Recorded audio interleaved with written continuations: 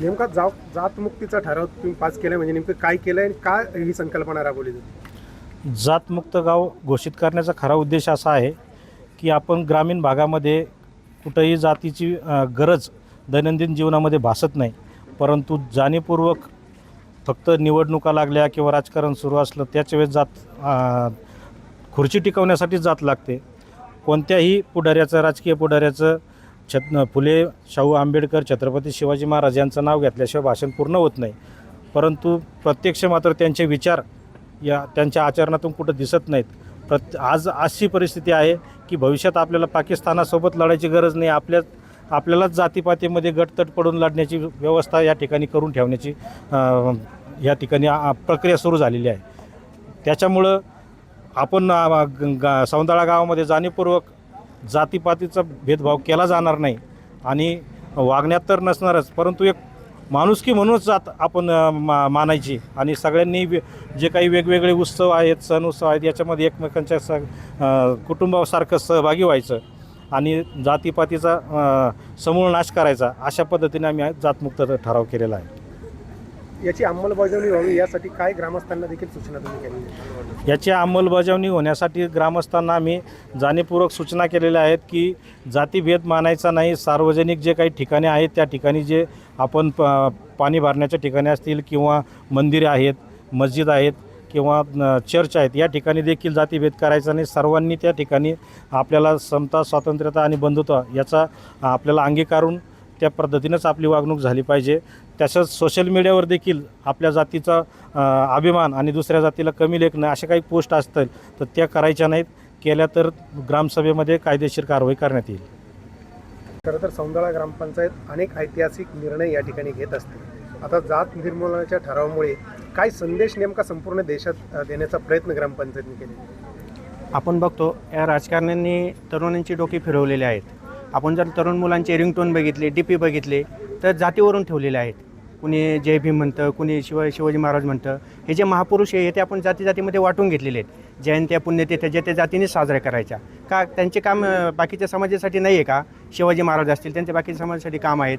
आंबेडकर साहेब असतील त्यांच्या बाकीच्या समाजासाठी काम आहेत.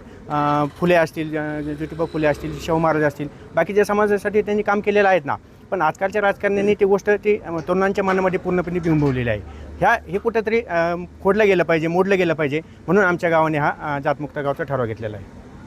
निर्णयाकडे बघता आणि ग्रामपंचायतने जो ठराव घेतलेला आहे, काय वाटतं याच्याबद्दल? हा ग्रामपंचायतने ठराव घेतला तो योग्य घेतलेला आहे आणि हा ठराव म्हणजे सगळं जनतेसाठी पण चांगला आहे, लहान मुलांसाठी पण चांगला आहे आणि पुढच्या पिढीसाठी पण येणाऱ्यासाठी पण चांगला आहे आणि काळाची गरज पण आहे का जातमुक्त व्हावं म्हणून.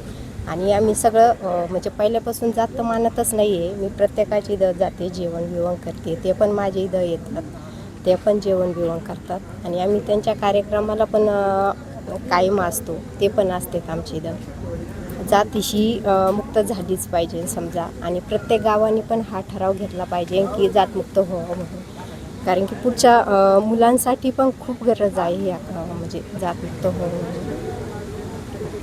ग्रामस्थ म्हणून कसं सगळं या ठरावाकडे तुम्ही बघता आणि काय नेमका संदेश या माध्यमातून संपूर्ण देशात हे तुमचं सौंदाळा गाव देते?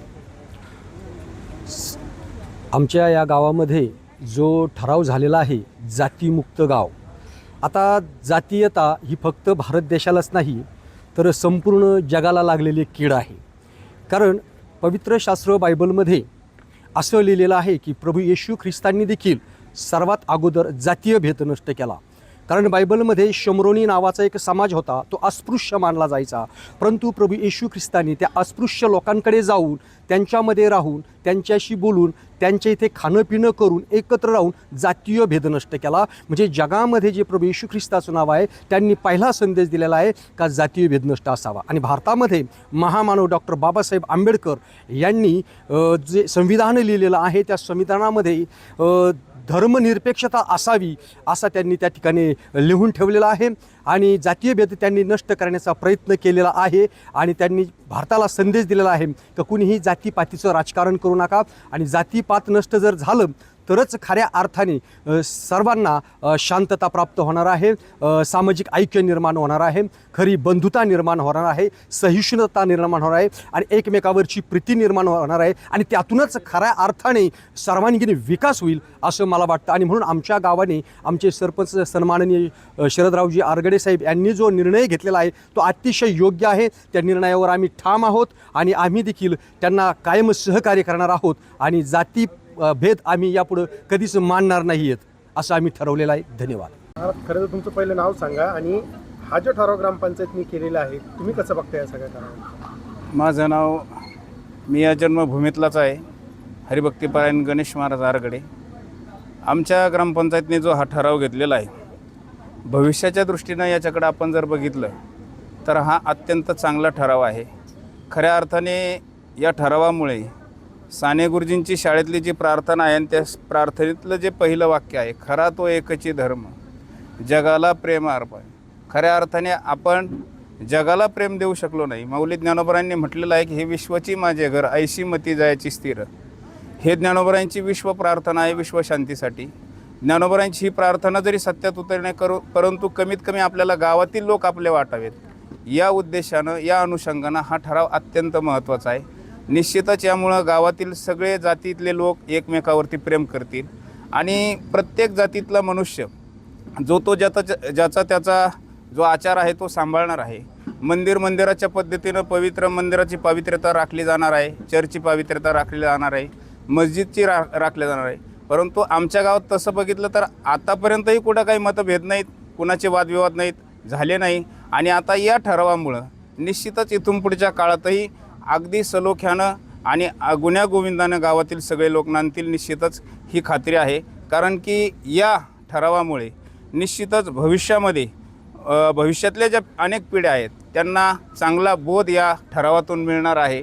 आणि बाकीच्या ज्या इतर जाती आहेत ते एकमेकावरती अवलंबून असतात याकरता जातीचा खऱ्या अर्थाने, परंतु तो आपण सामुदायिक आणि ज्या वेळेला आपण सामुदायिकमध्ये बसतो त्यावेळेला याचा आपण तो आपल्या घरापर्यंतच ती जात ठेवावी. आणि म्हणून इथून पुढच्या काळामध्ये आमच्या गावामध्ये निश्चितच वातावरण म्हणजे एकमेकावरती केसेस होणार नाही, उदाहरणार्थ अट्रॉसिटी असेल असलेही केसेस होणार नाही, याकरता खूप मोठा असा फायदा होणार आहे. आणि आमच्या सरपंचांनी दूरदृष्टिकोन ठेवूनच खऱ्या अर्थाने हा जो ठराव आहे तो घेतलेला आहे. आणि वास्तविक पाहता संप्रदायाने जगद्गुरू तुकोबारायांनी म्हटलेलं आहे, याता याती धर्म नाही विष्णुदासा, निर्णय हा ऐसा वेदशास्त्री. शास्त्रानेच निर्णय दिलेला आहे की भगवान परमात्म्याचे जे भक्त आहेत त्यांना कुठल्याही प्रकारची जात मान्य नाही. म्हणून आमच्या ग्रामपंचायतीने जो ठराव घेतलेला आहे आमच्या सर्व ग्रामस्थांनी त्याला भरभरून दाद दिलेली आहे आणि आपण सर्वजण आलात त्याबद्दल धन्यवाद.